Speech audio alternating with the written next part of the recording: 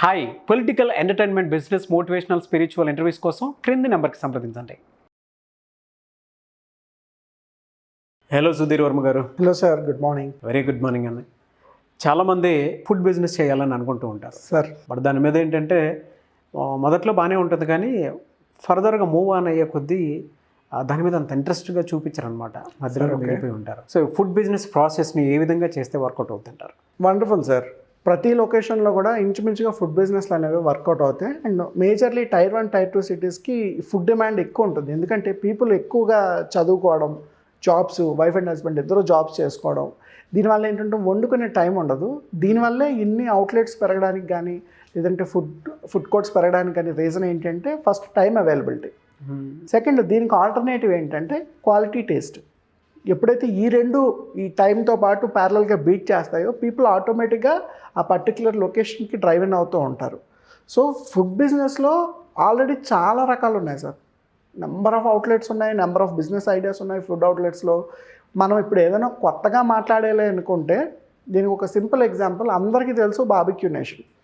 Barbecue నేషన్కి చాలామంది ఎందుకు వెళ్తారంటే the only reason they will provide you unlimited food, unlimited with multiple starters, multiple dishes, desserts, whatever it is.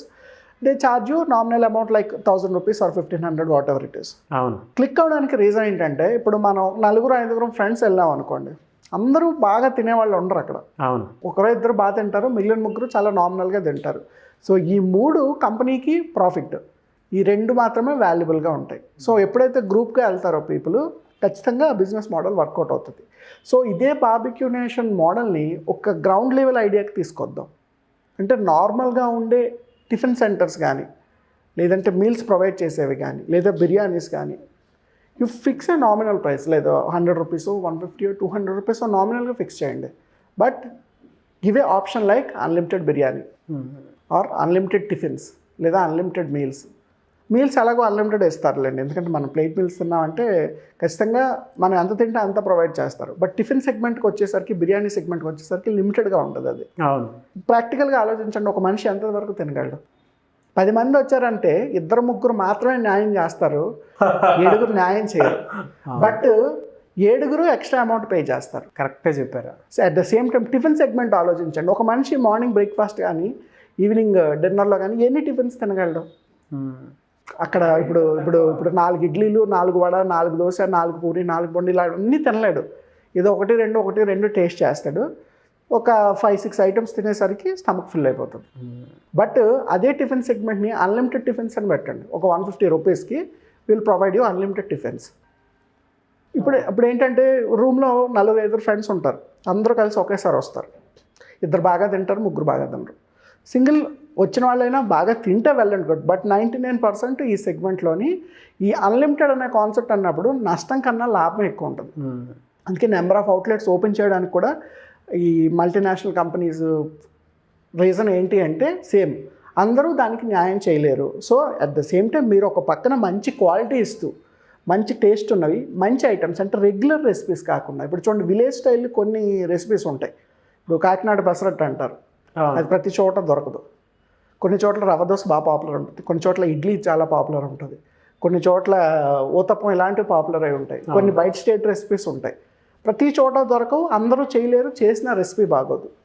So ఒక unique menu మీరు select చేసుకొని ఆ unique menu ఒక 5 ఐటమ్స్, 6 ఐటమ్స్ లేదా 10 ఐటమ్స్ అన్లిమిటెడ్ అని ఒక ప్యాకేజ్ ఓపెన్ చేసుకొని అటువంటి అవుట్లెట్స్ కనుక మనం ఓపెన్ చేయగలిగితే, అంటే రెగ్యులర్గా బిజినెస్ చేసే విధానం కన్నా కొంచెం డిఫరెంట్గా చేసుకోవాలి. ఆ డిఫరెంట్గా చేసుకునేది మార్కెట్లో మళ్ళీ వ్యాలిడ్ అవ్వాలి, పిచ్చి ఆలోచన అవ్వకూడదు ఎప్పుడు. ఎలా సార్ ప్రమోషన్స్ ఏ విధంగా చేసుకోవాలి వీటికి? Promotions very simple sir. ఈ టిఫిన్ సెంటర్స్కి కానీ లేదంటే ఫుడ్ కోర్ట్స్కి కానీ ఓన్లీ ప్రమోషనల్ ఏరియా. ముందు బ్రాండింగ్ బాగా చేసుకోవాలి. ఉన్న లొకేషన్కి మంచి సైనేజ్, బోర్డింగ్, ఇంటీరియర్ బేసిక్గా ఉంటే సరిపోతుంది. మీరు ఎక్స్ట్రాఆర్డినరీ కూడా ఏం చేయాల్సిన అవసరం లేదు. ఇది ఫస్ట్ థింగ్. సెకండ్ థింగ్ ఏంటంటే సార్, ఈ క్వాలిటీ టేస్ట్ ఎప్పుడైతే మీరు ప్రాపర్గా మెయింటైన్ చేస్తారో అది అన్లిమిటెడ్ మౌత్ పబ్లిసిటీ. ఎప్పుడైతే మీకు వర్డ్ ఆఫ్ మౌత్ బయటికి పబ్లిసిటీ వెళ్తుందో పీపుల్ ఎక్కడెక్కడ ఉన్న వాళ్ళు కూడా ఆటోమేటిక్గా వస్తారు అదే లొకేషన్కి. థర్డ్ థింగ్, మనం ఈ అన్లిమిటెడ్ కాన్సెప్ట్ని కనుక అక్కడ పెట్టుకోగలిగితే ప్రతి 10 మందిలో 2-3 బాగా తింటారు, కానీ మిగిలిన 7 మంది మాత్రం ఫుల్ అమౌంట్ పే చేస్తారు కానీ ఫుల్గా తినరు. దీనివల్ల క్వాలిటీ ఉంటుంది, టేస్ట్ ఉంటుంది, ప్రైస్ నామినల్. ఈవెన్ మీరు చాలా హోటల్స్లో, రెస్టారెంట్స్లో ఎర్లీ మార్నింగ్ బిజినెస్ మీటింగ్స్లో కూడా అన్లిమిటెడ్ బఫేస్ పెడతారు ఒక నామినల్ అమౌంట్కి, 400కి 500 రూపీస్కి. అదే మనం గ్రౌండ్ లెవెల్కి తీసుకొచ్చి ఒక 100-150 రూపీస్ మధ్యలో ప్రాఫిటబుల్గా అడ్జస్ట్ చేసుకోగలిగితే ఈ మోడల్ కూడా వర్కౌట్ అవుతుంది. దీనివల్ల అడ్వాంటేజ్ ఏంటి అంటే ఆప్షన్స్ ఎక్కువ ఉంటాయి, మల్టిపుల్ ఐటమ్స్ టేస్ట్ చేయడానికి ఆప్షన్ ఉంటుంది, రేట్ ఖచ్చితంగా వర్కౌట్ అవుతుంది. మూడోది వర్డ్ ఆఫ్ మౌత్. ఎప్పుడైతే నోటి ద్వారా మనం ఇంకొకరికి అరే ఫలానా దగ్గర టిఫిన్ చాలా బాగుంటుంది, లేదా ఫలానా దగ్గర బిర్యానీ చాలా బాగుంటుంది, ఎప్పుడైతే వర్డ్ ఆఫ్ మౌత్ మనం రెఫరెన్స్ ఇస్తామో అది చాలా మంచి బిజినెస్ బ్రాండింగ్. అది ఓకే, ప్రపంచంలో దానికి మించింది లేదనమాట. సో ఆ లొకేషన్లో ఆ ఏరియాలో ఉన్న 2 కిలోమీటర్స్ 3 కిలోమీటర్స్ రేడియస్లో పీపుల్ ఎప్పుడైతే రావడం మొదలు పెడతారో ఆటోమేటిక్గా మీకు బిజినెస్ పెరుగుతూనే ఉంటుంది. First thing. Second thing, food అనేది డైలీ 3 టైమ్స్ కన్జ్యూమ్ చేసేది, మంత్లీ ఒకసారి, ఇయర్లీ ఒకసారి కదా, రోజుకు 3 పూటలు ఖచ్చితంగా ప్రతి మనిషి తింటాడు. సో మనం మార్నింగ్ ఈవినింగ్ కూడా కవర్ చేసుకోగలిగితే 2 times recurring income. Regular customers, అలవాటు పడిన వాళ్ళు వస్తూనే ఉంటారు, కొత్త వాళ్ళు కూడా వస్తూ ఉంటారు ప్రతిసారి.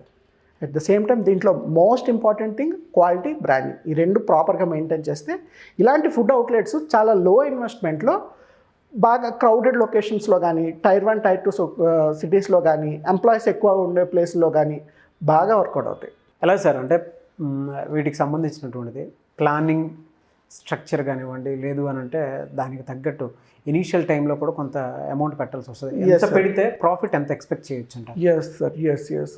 మనం ఇనీషియల్ క్యాపిటల్ కనుక ఇటువంటి సెగ్మెంట్కి చూసుకుంటే including rents, basic interior, kitchen equipments అన్నీ కలుపుకొని ఒక 5 to 6 lakhs మధ్యలో ఇనీషియల్ క్యాపిటల్ పెట్టుకుంటే మంచిది సార్. సో ఎక్కువైనా వచ్చిన ప్రాబ్లం ఏం లేదు. సో ఇన్వెస్ట్మెంట్ కింద ఉంటుంది. 5 to 6 lakhs మధ్యలో క్యాపిటల్ కనుక పెట్టుకొని మెల్లగా కావాల్సిన కిచెన్ ఎక్విప్మెంట్స్, ఇంటీరియర్ ప్రాపర్గా డిజైన్ చేసుకొని మంచి షెఫ్స్ని పిలిపించుకొని ఎప్పుడైతే వర్క్ చేయడం స్టార్ట్ చేస్తామో ప్రతి మంత్ కూడా మినిమం 3 lakhs పైన దీని మీద బిజినెస్ చేయొచ్చు. ఓకే, ఎందుకంటే పర్ డే మీరు 150 అన్లిమిటెడ్ కౌంట్ ఇస్తున్నారు. సో నెంబర్ ఆఫ్ కస్టమర్స్ వస్తున్న కొద్దీ అన్ని 150లు లేదా 100s వస్తూనే ఉంటాయి. సో ఆ కౌంట్ దీని మీద మీకు ఐటమ్స్ కూడా బాగా హెల్ప్ఫుల్గా ఉంటాయి. దీని మీద మంచి బిజినెస్ చేయొచ్చు. సో ఒక 5 to 6 lakhs కనుక ఇన్వెస్ట్మెంట్ పట్టుకోగలిగితే ఎవ్రీ మంత్ 3 lakhs రెవెన్యూ దీని మీద జనరేట్ చేయొచ్చు. అండ్ ఫుడ్ బిజినెస్కి వచ్చేసరికి 50% మార్జిన్ ఉంటుంది, కనీసం 30% అనుకోండి. మీరు 3 lakhs జనరేట్ చేసినా 1 lakh rupee profit after all expenses, current ఖర్చులు, రా మెటీరియల్, శాలరీస్ అన్నీ తీగా మీ మార్జిన్ 30% వేసుకున్నా సరే 90,000 నుంచి 1 lakh రూపీ ఒక అవుట్లెట్ మీద మినిమంలో తీయచ్చు. ఇదే మీ కెపాసిటీ లేదా క్వాలిటీ ఇంకా పెరిగింది అనుకోండి, లేదా మల్టిపుల్ బ్రాంచెస్ అవుట్లెట్స్ పెట్టుకోగలిగారు అనుకోండి, ఇంకా ఎక్కువ అమౌంట్ జనరేట్ అవుతుంది. Good, thank you so much అండి. చాలామంది ఆన్లైన్ ఆఫ్లైన్ క్లాసెస్ అడుగుతూ ఉన్నారు, అండ్ బిజినెస్ ప్లానింగ్ గురించి, బ్రాండింగ్ గురించి, అండ్ బిజినెస్కి సంబంధించి సేల్స్ గురించి, మార్కెటింగ్ గురించి, బిజినెస్ ఐడియా గురించి చాలామంది అడుగుతున్నారు. ఆన్లైన్ ఆఫ్లైన్ క్లాసెస్ కూడా ఎక్స్పెక్ట్ చేస్తూ ఉన్నారు. సో ఎప్పుడు ఎక్కడ ఏ విధంగా ఉండే అవకాశం ఉంటుందంటారు? ఎందుకంటే ఆల్మోస్ట్ చాలా కంపెనీస్కి మీరు అడ్వైజరీ బోర్డులో కూడా ఉన్నారు, అండ్ దాంతోపాటు ధూనిస్ టెక్నాలజీని కూడా చాలా సక్సెస్ఫుల్గా తీసుకువెళ్తూ ఉన్నారు. సో దానికి కూడా ఫ్రాంచైజ్ ఇస్తున్నట్టున్నారు సార్. గ్రేట్. సో మిమ్మల్ని అప్రోచ్ అవ్వాలి అంటే ప్రాసెస్ ఏంటి? Nice sir. ఎవరైనా బిజినెస్ స్టార్టప్ మొదలు పెట్టాలి అనుకుంటే దానికి మన దగ్గర 2 ప్రొసీజర్స్ ఉంటాయి. ఒకటి, మీరు పర్టికులర్ బిజినెస్ ఐడియాలో ఉన్నారు, ఈ ఐడియా గురించి మాకు ఇంకొంచెం ఎలాబొరేటివ్గా ఇన్ఫర్మేషన్ కావాలి, సేల్స్ మార్కెటింగ్ ఎలా చేయాలో తెలియట్లేదు, లేదా క్యాపిటల్ ఎలా సంపాదించాలో తెలియట్లేదు, దీని మీద మాకు డౌట్స్ ఉన్నాయి అనుకుంటే ఎవరైనా సరే మనతో 1-to-1 కన్సల్టేషన్కి అపాయింట్మెంట్ తీసుకోవచ్చు సార్.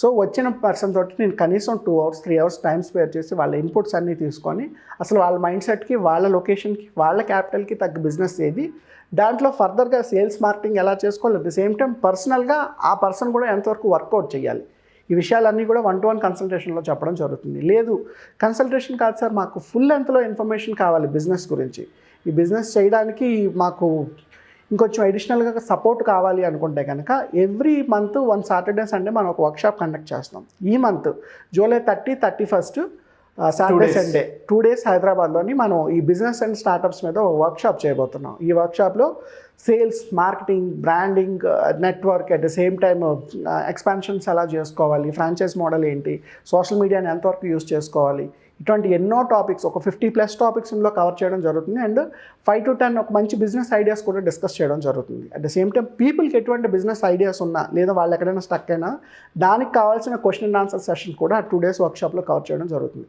సో ఇంట్రెస్ట్ ఉన్న పీపుల్ ఎవరైనా సరే 1-to-1 అపాయింట్మెంట్కి రావచ్చు, మనకి ఆఫీస్కైనా రావచ్చు, జూమ్లో అయినా అపాయింట్మెంట్ తీసుకోవచ్చు, లేదు ఫుల్ లెంత్ ఇన్ఫర్మేషన్ కావాలనుకుంటే వర్క్షాప్ అటెండ్ అవ్వచ్చు. వర్క్షాప్ అడ్వాంటేజ్ ఏంటంటే ప్రతిదీ ప్రాక్టికల్గా చూపించడం జరుగుతుంది.